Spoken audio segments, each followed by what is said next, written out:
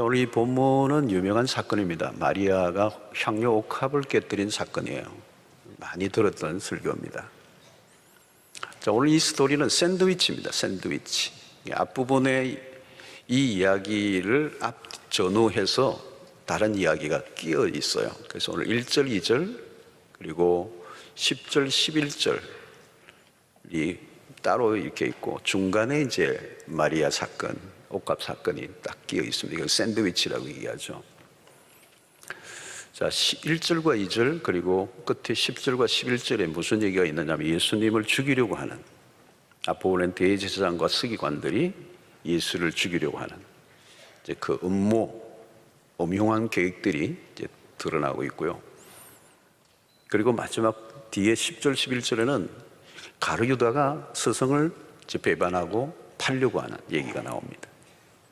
이제 예수님의 십자가 사건이 굉장히 임박해 있는 거예요. 굉장히 임박해 있고, 예수님으로서는 굉장히 외로운, 홀로 골고다의 언덕에 십자가에 매달리셔야 하는 육체적, 정신적 엄청난 압박감이 있는, 그래서 전체적으로 보면 어두운 분위기가 잔잔하게 흐르고 있는 겁니다. 그리고 긴장감이 도는데, 바로 그때 이 여인의 아주 한 줄기 빛과 같은 아주 멋있는 명장면이 예수님의 마지막 그 십자가를 걸어가는 그 길에 만난 놀라운 사건이 오늘 여기에 마리아 사건이라고 볼 수가 있습니다. 자, 오늘 이 본문에는 세 종류의 사람이 나오죠. 한 분은 대제사장과 서기관들, 이들은 예수를 죽이려고 하고 있고, 두 번째는 제자들. 이 제자들은 마리아의 행동에 비난하고 또 예수를 팔려는 가룟 유다가 나옵니다. 세 번째는 마리아예요. 오늘 본문에 이름이 마리아라 얘기는 하지 않았어요. 그러나 이 병행 대조를 하는 요한복음을 보면 이 여인이 마리아라는 사실을 알게 됩니다. 자, 이 마리아라고 그러면 따라오는 사람이 있어요. 마르다, 자매. 그리고 거기에 또 나사로가 함께 있습니다. 형제입니다. 이 가정은 참 예수님의 사랑을 많이 받았던 가정으로 알려져 있죠. 이 본문의 중심에는 마리아가 있고, 주님을 향해 향유 옥합을 깨뜨린 사건입니다. 그러니까 이 마가가 이 성경을 기록하면서 대제사장과 서기관들의 그 음흉한 그 모의와 함께, 그리고 제자들의 배반과 함께 그 어두움 속에서 아름다운 한 여인의 헌신을 극적으로 대조를 하고 있는 겁니다. 자, 오늘 이 여인이, 마리아가 향유 옥합을 주님에게 깨뜨린 이 사건이 얼마나 의미 있는 것인가를 오늘 9절에서 예수님이 언급을 하십니다. 내가 진실로 너희에게 이르노니 온 천하에 어디서든지 복음이 전파되는 곳에는 이 여자가 행한 일도 말하여 그를 기억하리라 하시니라. 이 예수님의 극찬입니다. 이 향유 옥합을 깨뜨린 사건에 대한 격찬. 그러니까 이 마리아의 행동이 하나의 그냥 지나가 버리는 어떤 해프닝이 아니고 아주 의미 있는 일을 했다는 거죠. 특별히 복음이 전파되는 곳에는 이 여자가 행한 일도 말하여라.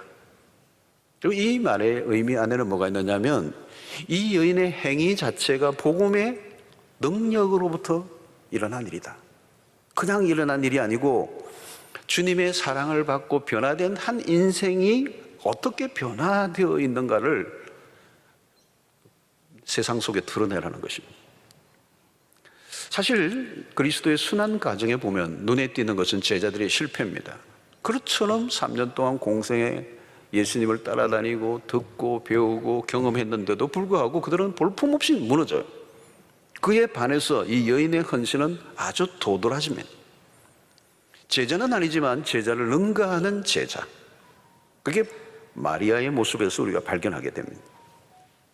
자, 오늘 이 본문의 이야기는 베다니라는 동네에 나병 환자 시몬의 집에서 식사를 하는 가운데 벌어진 일입니다. 죽음을 앞두고 예수님이 나병 환자 시몬의 집에서 조촐한 식탁을 받으시고 있는 때에 벌어진 일이죠. 오늘 3절에 보니까 예수께서 베다니 나병 환자 시몬의 집에서 식사하실 때에 한 여자가 매우 값진 향유, 곧 순전한 나드 한 옥합을 가지고 와서 그 옥합을 깨뜨려 예수의 머리에 부으니 그랬습니다. 여러분, 여기서 머리에 이 옥합을 깨뜨려 부었는데 무엇을 연상합니까? 그래서 기름 부음을 받는 기름 부으심. 원래 이게 왕의 대관식에서 행한 일입니다. 여러분, 그리스도는 누구입니까? 메시아예요. 그 말은 곧 기름 부음을 받은 자라는 의미입니다. 예수님은 대제사장으로부터 기름 부음을 받지 않으시고 무명의 한 여인으로부터 기름 부음을 받는 이 일이 지금 일어나고 있어요. 자, 그런데 이 여인이 부은 이 향유는 어떤 것입니까?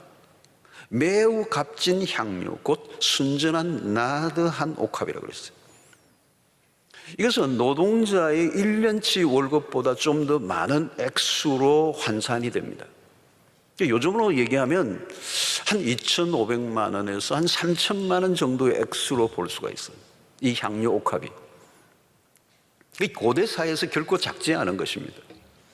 그러므로 대체적으로 이것을 옥합을 가지고 있는 사람들은 집안에 대대로 내려오는, 사실 사용하지 않고 대대로 비상, 특별한 일을 위하여, 특별히 여인일 경우에는 결혼 지참금으로 사용하도록 대대로 내려오는 귀중한 물품이었어요. 그런데 마리아가 그것을 깨뜨렸다는 겁니다. 형편이 넉넉해 보이지는 않아요, 여러분. 마리아는 이 베다니라는 곳에서 일어났잖아요. 이 베다니는 변두리입니다, 변두리. 예루살렘 외곽 변두리입니다. 센터에 살고 있지 않고. 그 말은, 그리고 이 베다니라는 이 말 안에는 원어적 내용 안에 뭐가 있냐면 가난한 이들의 집이라는 뜻이 베다니입니다. 그러니까 마리아에게 이 향유는 결코 작은 게 아니에요. 재산 목록 1호고 대대로 내려오는 가보예요.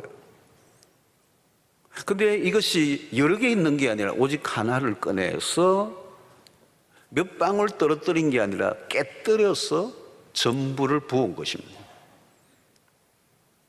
아름다운 헌신을 했습니다. 이것을 우리는 헌신이라고 얘기하죠. 이게 정말 아름다운 헌신이에요. 전부를 바친, 가장 귀중한 것을 바친. 자, 문제는 이런 아름다운 헌신이라고 해서 모두가 반겨주는 것은 아니라는 거예요. 여러분, 나는 최선을 다하고 충성을 다했는데 들려오는 소리가 이상한, 막 내 가슴에 비수를 꼽는 얘기가 들릴 때가 있어요. 교회 안에서도 여러분 가끔 봉사하다가 잠수하시는 분들이 계세요. 갑자기 한 방 맞은 거예요. 자기는 열심히 했는데 누군가 아주 비난하고 누군가 음해를 하니까 그만둔 거죠. 자, 여러분, 마리아 현신이 그렇습니다. 칭송을 받기보다 제자들에게 비난을 받습니다. 어떤 비난이죠? 4절에 어떤 사람들이 화를 내어 서로 말하되 어찌하여 이 향유를 허비하는가. 마리아의 행위를 낭비로 보았습니다. 이유가 뭘까요? 5절입니다. 이 향유를 300데나리온 이상에 팔아 가난한 자들에게 줄 수 있었겠도다 하며 그 여자를 책망하는지라. 여러분, 언뜻 들으면 맞는 말이에요. 왜 낭비로 보았죠, 여러분? 여러분, 어떤 것이든 하나의 사건에 어떤 관점으로 보느냐가 중요해요. 돈의 액수를 따질 건가? 가치를 볼 것인가? 여러분, 어떤 것은 가치로 보면요, 액수로는 환산이 안 되는 거거든요. 사실 가난한 사람들을 돕는 일은 매우 중요합니다. 여기 화를 낸 사람들은 제자들이지만 오늘 이 본문에는 제자들이라고 했는데 가장 앞장선 사람은 정황상 가룟유다예요.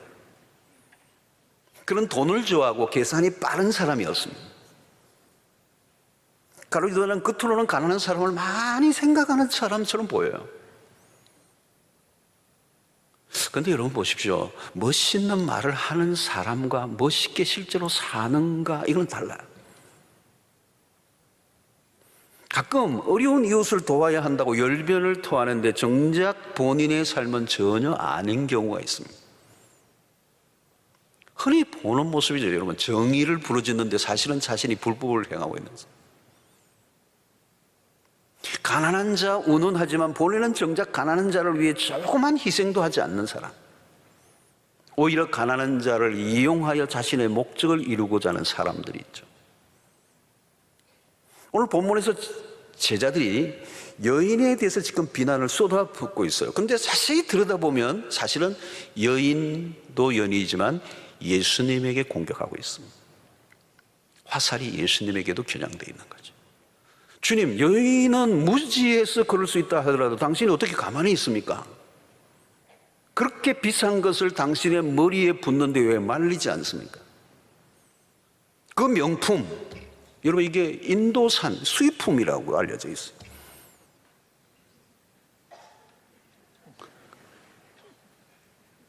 그 명품 향료를 당신의 몸에 눈 깜짝할 사이에 그 어마어마한 걸 쏟도록 방조하는 것은 낭비입니다.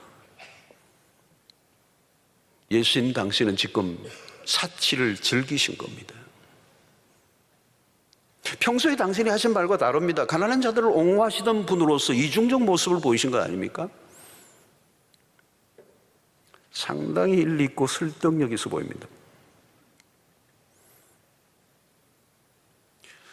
어떤 분들은 이 본문을 보면서 제자들의 행동에 동의할 수도 있습니다.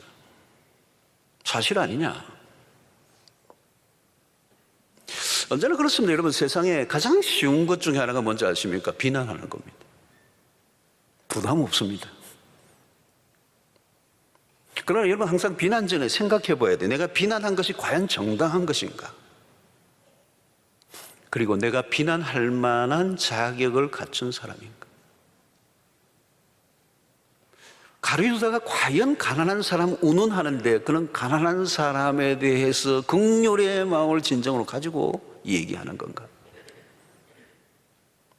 비난을 위해서 비난을 하는 것은 아닌가? 여러분, 비난을 위한 비난이 참 많아요.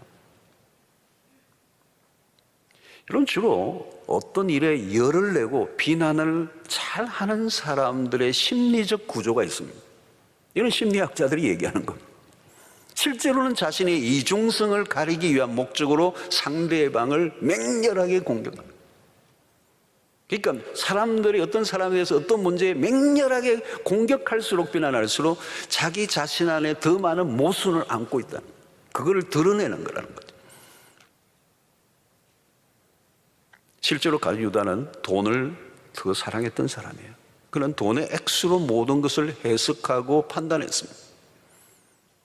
자, 11절에 보십시오. 그들이 듣고 기뻐하여 돈을 주기로 약속하니 예수를 팔 거래가 이루어진 거죠. 유다가 예수를 어떻게 넘겨줄까 하고 그 기회를 찾더라. 이런 돈을 좋아하는 사람은 돈 문제가 나오면 굉장히 센시티브해져요. 화를 벌컥 내요. 여러분, 평소에는 아무 일도 하지 않던 사람이 누군가의 행동에 대해서 열을 올리는 사람들이 있어요. 가룟유다는 가난한 자에 대한 구제를 언급하지만 그것을 구실 삼아 자신의 속내를 드러나고 있는 것입니다. 그는 도둑이었어요. 그는 돈을 탐내는 자였습니다. 가난한 자를 위한 사람이 아니었습니다. 진짜 가난한 자를 위하여 살아가는 사람은 남을 비난하지 않아요. 조용히 가난한 자를 위하여 살아갈 뿐입니다. 정의, 막 정의를 외치는 사람, 구제, 무슨 사랑을 외치는, 구호를 외치는 게 아니에요. 이런 비밀이 있습니다. 주님을 진정으로 사랑하지 않는 자가 가난한 자를 위해 살 수 있을까? 여러분, 비난한 자들의 최대의 약점은 자신의 삶이 없다는 것입니다. 자, 제자들의 비난과는 달리 예수님은 마리아 행동을 칭찬하십니다. 극찬입니다. 마리아를 지지해 주십니다. 사실은 중요한 거죠. 중요한 것은 주님의 평가입니다. 사람들이 뭐라고 하느냐가 그것도 중요하죠. 그러나 중요한 것은 주님이 어떻게 보시느냐.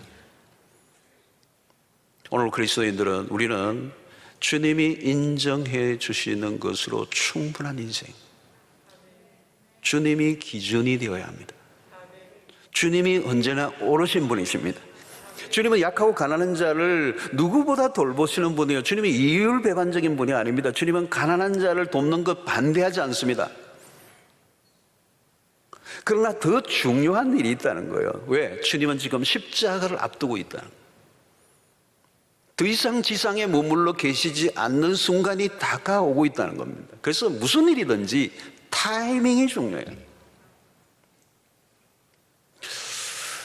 여러분, 우리가 이 자녀들은 부모를 위해서 무엇인가를 좀 보답을 해드리고 싶은데 정작 삶이 바쁘다 보면 자꾸 미루죠, 그죠?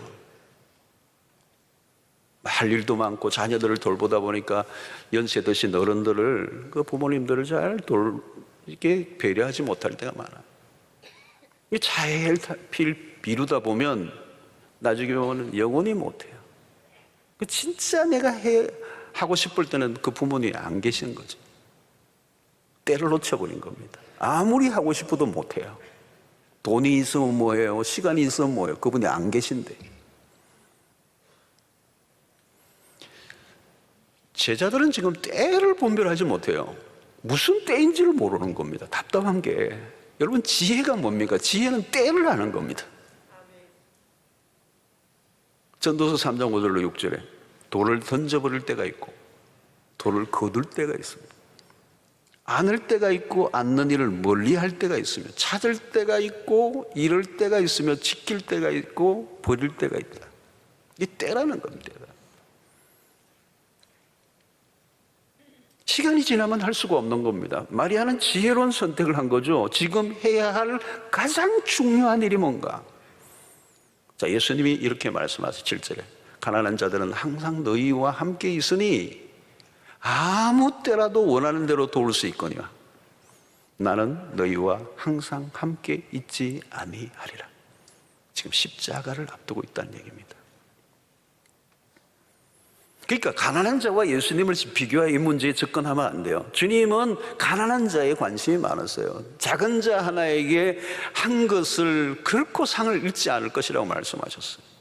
주님은 가난한 자들의 친구가 되셨습니다. 그러나 여기에서 주님이 말씀하신 초점은 그리스도의 죽으심과 연관이 있는 것입니다. 예수 그리스도의 십자가의 죽으심은 인류의 역사에 단 한 번 있는 일이에요. 그 죽음과 비교할 수 있는 일은 없습니다. 예수님은 지금 그 예수의 마지막 죽음에 초점을 맞추고 있는 거죠. 그녀는 십자가 앞에서 가장 지혜로운 선택을 한 것입니다. 그래서 예수님은 마리아 행동을 적극적으로 방어하시죠. 6절에 예수께서 이르시되 가만두라 너희가 어찌하여 그를 괴롭게 하느냐 그가 내게 좋은 일을 하였다.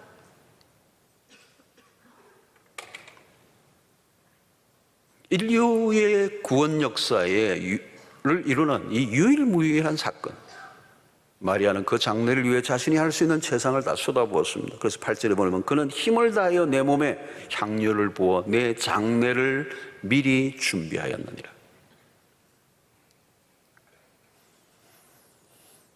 그러므로 이것은 매우 중요한 상징성을 가진 사건입니다.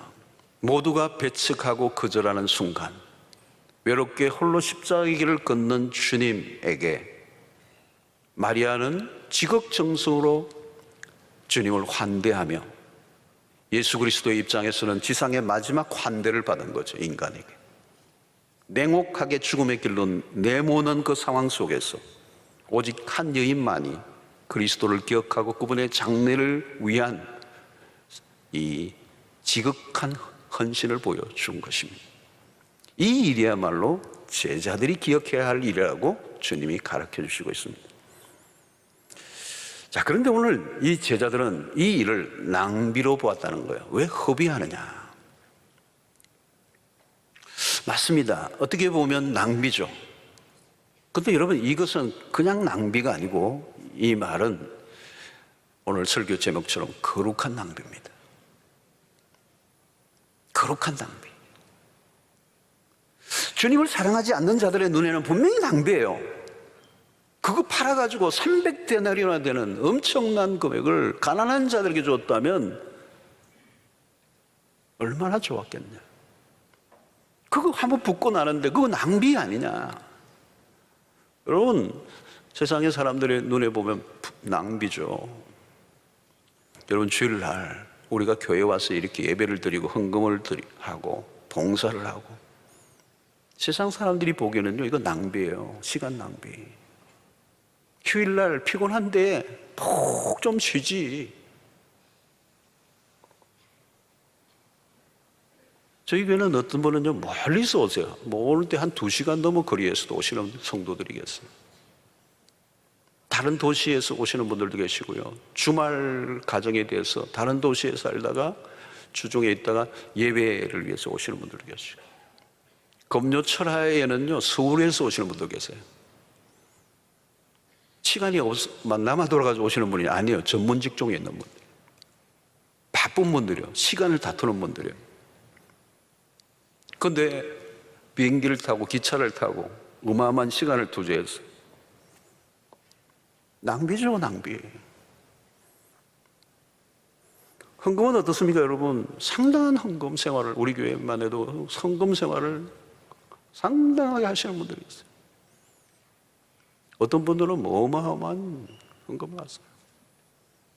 10년, 20년, 30년 모으면요 집을 몇 채 샀을 거예요. 우리 이 본당을 지을 때만 해도 아파트를 바치신 분들도 계시잖아요. 낭비예요, 낭비. 요즘같이 아파트 막값이 오를 때는 그거 놔뒀으면 엄청 올랐을 텐데.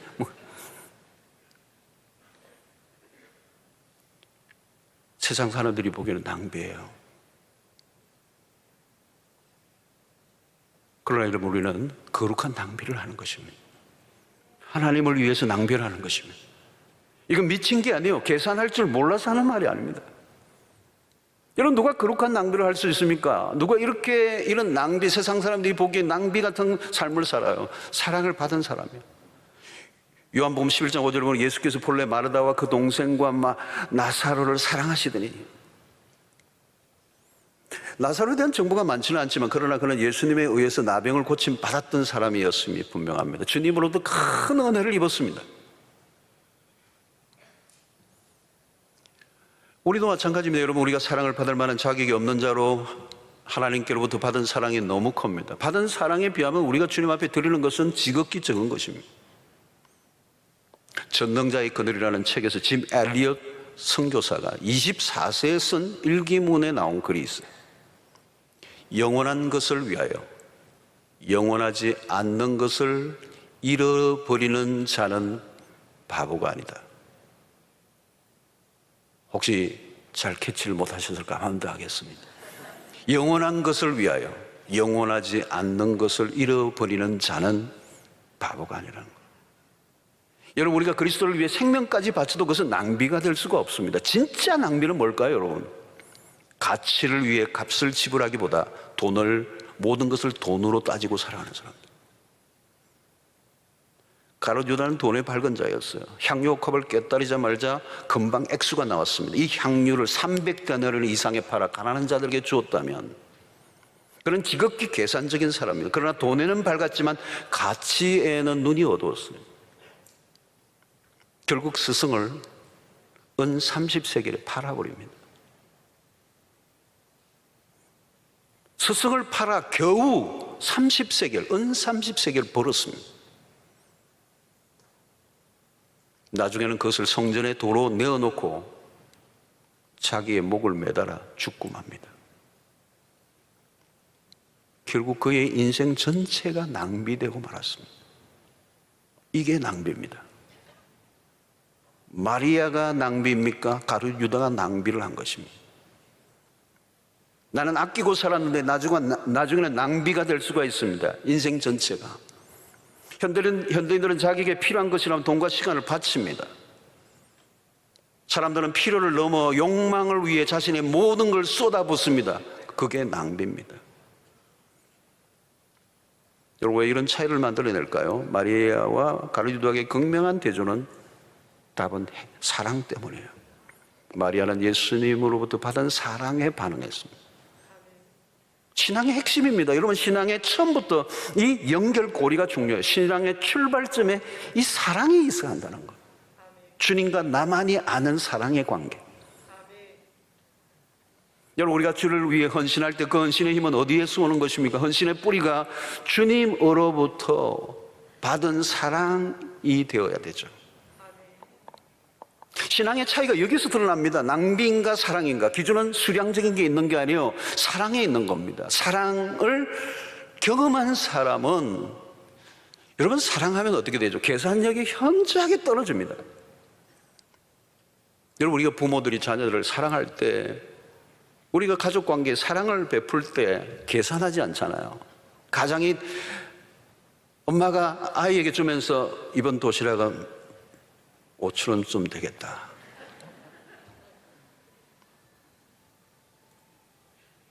여러분, 무엇인가 주고 난 다음에 아까운 생각이 든다면 사랑으로 한 거 아닙니다. 사랑은 아까운 생각이 안 드는 거야. 아무리 해도 더 하고 싶지. 사랑에 빠지면 힘든 거예요. 그죠? 그러니까 무엇이든지 계산이 들어가면 복잡해지는 겁니다. 머리를 많이 써야 되고 계산을 하면 손익관계를 생각하면 행동이 점점 오그라드는 거죠. 여러분, 계산하는 사람들의 특징이 뭔가 하면 언제나 자기가 손해본다고 생각해요. 자기가 준 것만 생각하고 받은 거는 잊어버려요. 사랑이 빠진 행동은 말도 많고 탈도 많고 하고 나서도 후유증이 많고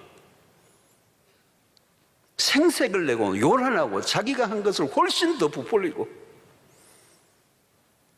마리아는 그냥 사랑했어요, 주님을.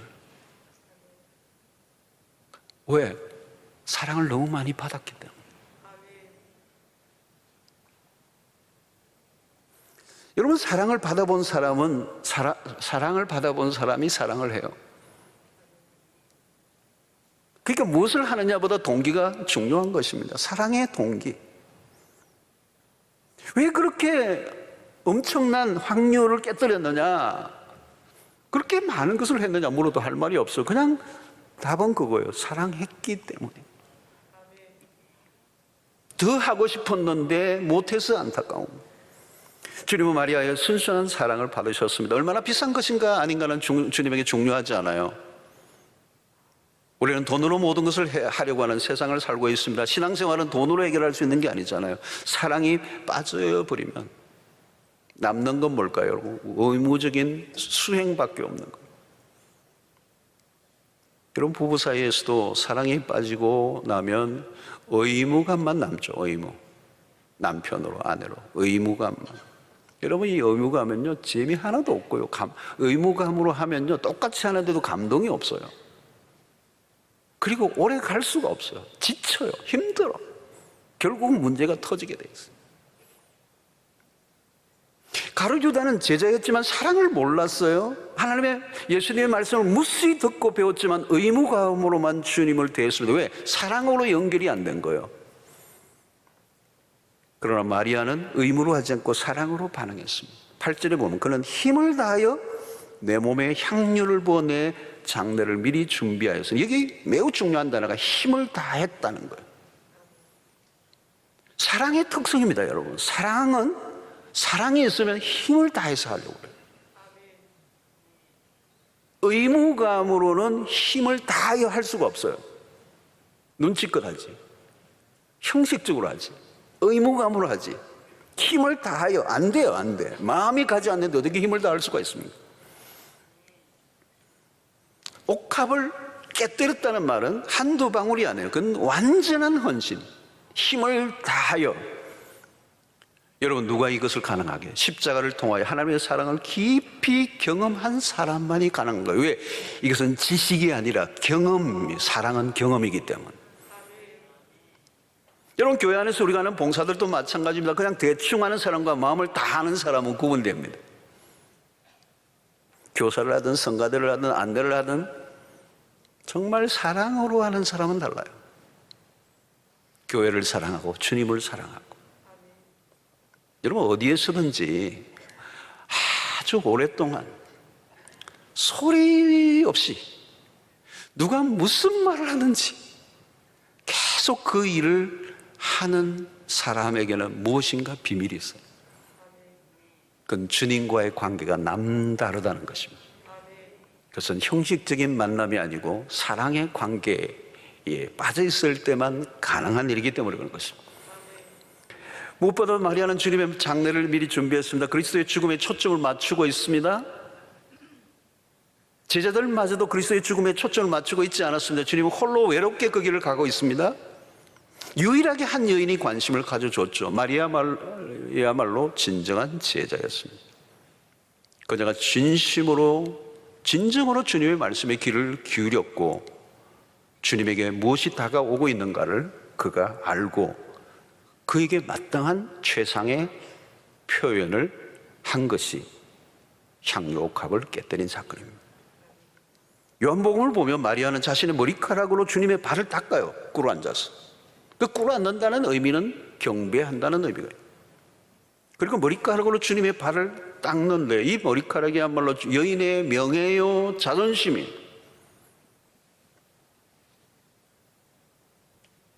그런데 사랑하면 자기 자존심도 버려요. 주님을 기쁘시게 하는 일이라면 anything, 무엇이든지. 사랑하는 성도, 우리가 무엇인가를 하다가 힘이 들고 짜증이 나면 사랑이 식었다는 뜻입니다. 그녀의 거룩한 낭비는 수천 수억을 주고도 할 수 없는 가치를 드러냈습니다. 그 향기는 시대가 흘러도 지워지지 않는 진한 향이 되어 오늘 우리에게까지 감동을 주고 있습니다. 주님은 잊지 않으셨습니다. 주님은 이 일이 모든 사람에게 알려지기를 원했습니다. 예수님의 공생의 마지막 기념비적인 사건이 되기를 원하셨습니다. 사랑하는 성도 여러분, 성경을 읽다 보면 가끔 포기하라, 죽어라, 버려라, 희생해라, 하늘의 보화를 쌓아둬라, 모든 걸 배설물로 여기라, 막 이런 말씀들을 들으면 몸이 오싹해져요. 오늘 또 여기 본문을 보면 혹시 나에게 숨겨진 옥합을 주님이 알아차리시고 깨뜨리라고 하실까 봐 내심 불안해하는 분들이 계세요. 그러나 염려하지 마세요. 아무나 옥합을 깨뜨리지 않아요. 하나님은 우리에게 강제로 무엇을 빼앗아 가시는 분이 아니에요. 강제로 예배를 받으시는 분이 아니에요. 강제로 헌신을 요구하시는 분이 아니에요. 사랑을 입은 자는 기꺼이 주를 위해 내어놓습니다. 이 내어놓음, 깨뜨림, 이건 우리의 실력이 아니에요. 하나님의 은혜가 우리 안에 넘칠 때 하나님은 힘으로 우리를 이기시는 분이 아니에요. 사랑으로 우리의 마음을 녹이시는 분이시죠. 그것이 복음인 것입니다. 십자가보다 더 강력한 하나님의 사랑은 없어요. 그래서 십자가를 경험한 신자여야 된다는 거예요. 왜? 그 십자가는 하나님의 사랑의 농축이기 때문에. 그 사랑을 정면으로 만나면 하나님의 사랑이, 그 청량할 수 없는 사랑이 폭포수처럼 내리니까. 여러분, 향유 옥합을 깨뜨릴 때 안 깨지면 좋겠다. 그리고 두들겼어요. 아니요, 기쁨으로 깨뜨린 거예요. 아는 자만 압니다. 옥합을 깨뜨리는 것은 특권이에요. 아무나 할 수 있는 게 아니에요. 사랑하는 성도 여러분, 나의 옥합은 무엇입니까? 주님이 기억하실 만한 옥합을 내 신앙의 여정 가운데 한 번이라도 깨뜨려 본 적이 있습니까? 옥합을 깨뜨려야 향기가 납니다. 여러분, 주님에게 사랑을 표현한 적이 있습니까? 어떻게? How much? 얼마나? 사랑하는 성도 여러분, 오늘 본문의 이야기를 통해서 여러분은 어디에 속한 것 같습니까? 여인을 비난하는 쪽입니까? 아니면 마리아의 편입니까? 혹시 우리는 마리아와 가룟 유다 사이를 오가고 있는 것은 아닙니까? 예수를 위해 내 삶을 드리고자 합니까? 아니면 예수를 이용하여 나의 목적을 이루고자 합니까? 여러분들은 지금 무슨 낭비를 하고 계십니까? 거룩한 낭비입니까? 진짜 낭비입니까? 내 삶의 가장 귀중한 것을 무엇을 위해 쏟아붓고 있는가? 아차하면 우리의 삶이 가룟 유다 쪽으로 기울기가 쉽습니다. 사랑하는 성도 여러분, 여러분들께도 무엇인가 향유 옥합들이 있어요. 그것을 주님을 위해 깨뜨릴 수 있는 믿음의 역사가 있기를 바랍니다. 그 깨어진 옥합의 향기로 인하여 그리스도가 누구이신지를 드러내고 주님을 기뻐시게 할 수 있다면 그것은 결코 낭비가 아닙니다.